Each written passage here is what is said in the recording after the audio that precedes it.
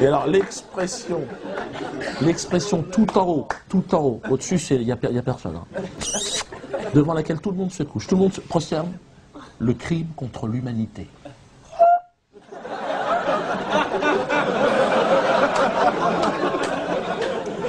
C'est une expression qui est née en 1946 à Nuremberg. Avant, il n'y avait pas eu de crime contre l'humanité. Donc c'est pas rétroactif comme concept. Hein. Non, non. Les Indiens d'Amérique, non, ben non. De la délinquance. Excuse-moi, oui, je sais, mais... Hein, l'esclavage des Noirs, pareil. Des risques interethniques. De la bagarre. De la bagarre.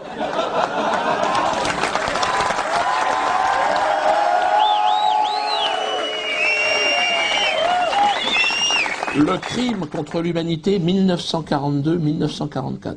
Oui, jackpot. Alors, je sais, certains vont me dire, Dieudonné, attention, est-ce que ce genre de discours devant un public pas averti, est-ce que ça n'est pas incité à la haine, antisémite? Non, je ne suis pas antisémite, que les choses soient claires. Ah bon, toi ça te fait marrer. Non, je suis pas antisémite. Déjà, j'ai pas le temps. Et c'est ce que je disais. C'est ce que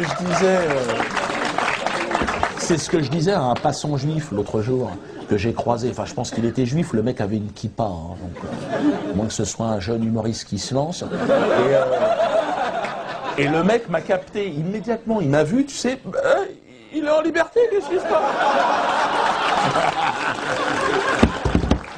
Alors moi, c'est vrai, comme je suis un peu taquin, tu sais.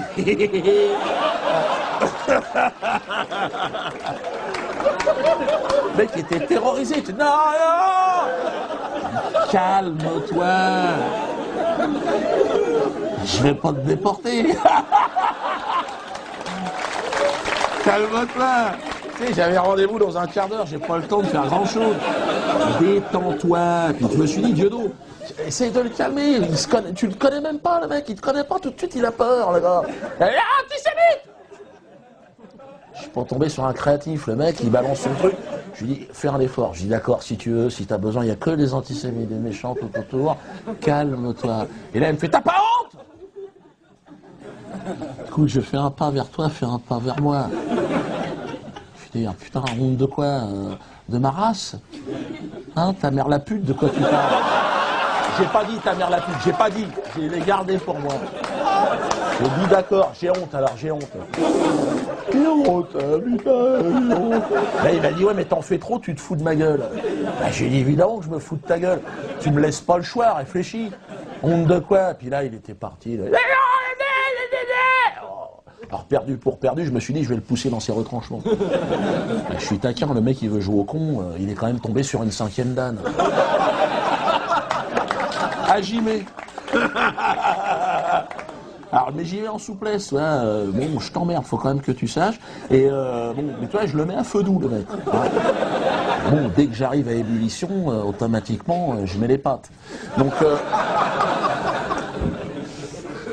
alors je le laisse partir, tu sais, il commence à sortir, bon, les fondamentaux, hein. Ouais, non, ma grand-mère, tu sais, sa grand-mère dans les camps de concentration, tu sais, en pyjama avec les numéros sur les poignets.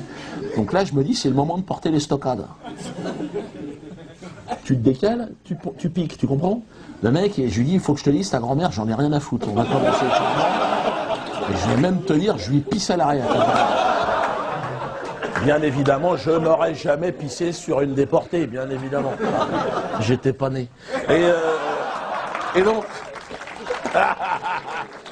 Mais je lui dis, qu'est-ce que tu m'emmerdes avec ta grand-mère? Est-ce que je te fais chier avec ma grand-mère, qui est morte grillée sous le napalm de l'armée française au moment de l'occupation du Cameroun? Et là, le mec, il fait, quoi? Je te parle de ma grand-mère? Tu me sors le livre de la jungle?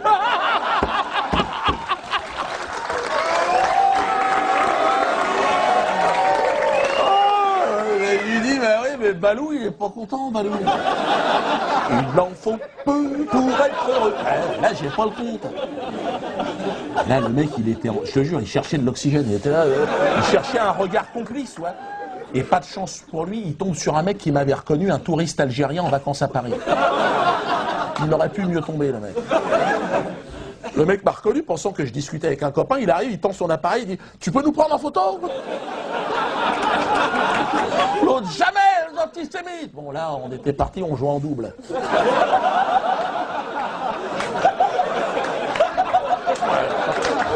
Il a pas touché une balle, t'imagines?